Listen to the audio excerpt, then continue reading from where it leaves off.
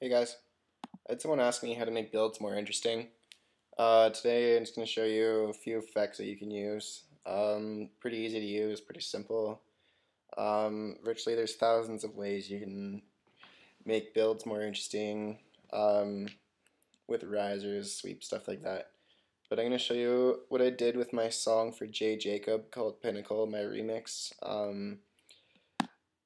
Basically on the synths, I have them all grouped together. I group the pianos, the pads, the sweeps, and the bass line together. And then what I did was I threw an auto filter on, a phaser, so that would be a low pass, a phaser, and then a high pass filter.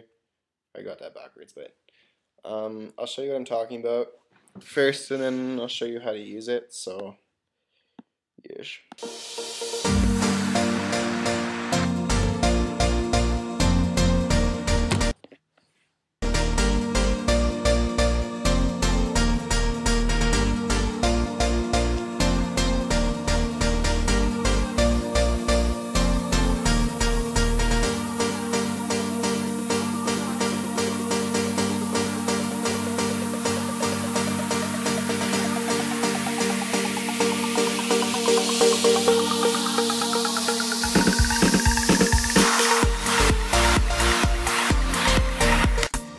So that's pretty much it. I'll sell this out and I'll show you. So the high pass filter on this 8 bars right here is obviously the build part of it. So I have repeating chords.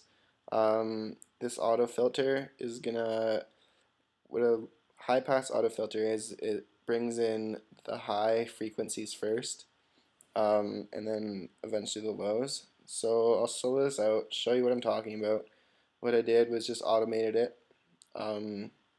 Obviously this is how I made it, and then I'll show you what it sounds like.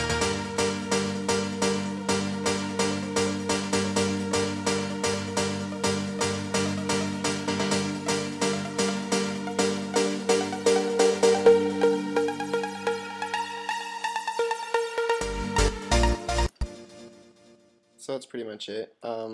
Basically an auto filter is just filtering out frequencies. So there's any, you can pretty much do whatever you want with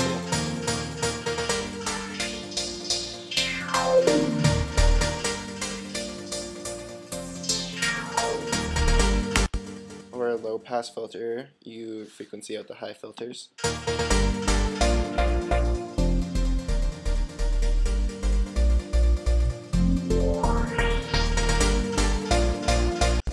Basically the same thing as using a cutoff filter in any synth.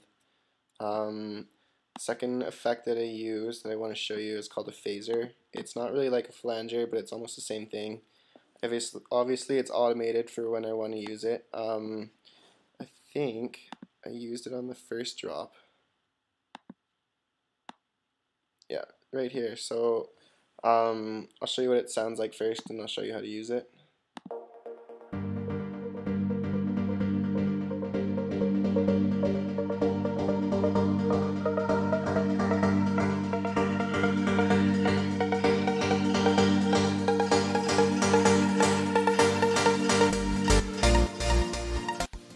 See how it kind of gives it a, it's like a filtered with flanger on it almost.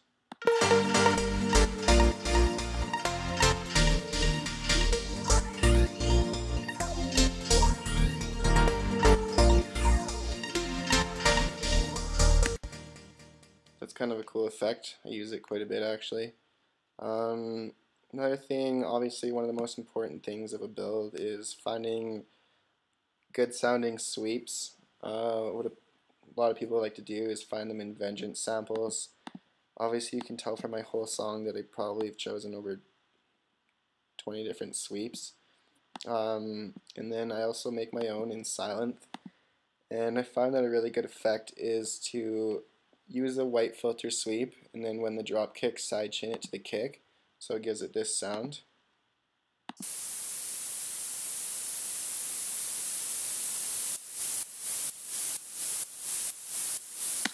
I made that in silent, then I just bounced it down to audio so it didn't kill my CPU. And then with the vocals, what I did here is obviously there's a lot of slicing involved. And one of my favorite effects is to find a vocal sample from here and then bounce it to eighth notes. I'll show you what it sounds like here. And all I want is you.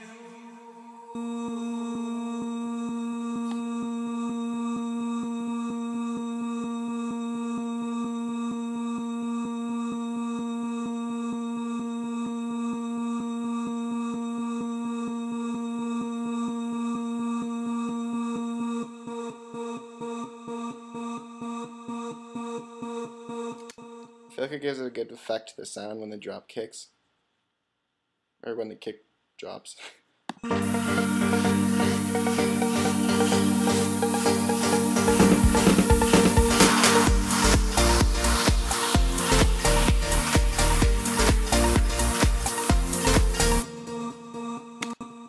Doesn't need to be turned up too loud, just sits nicely on between the bass line and the synth.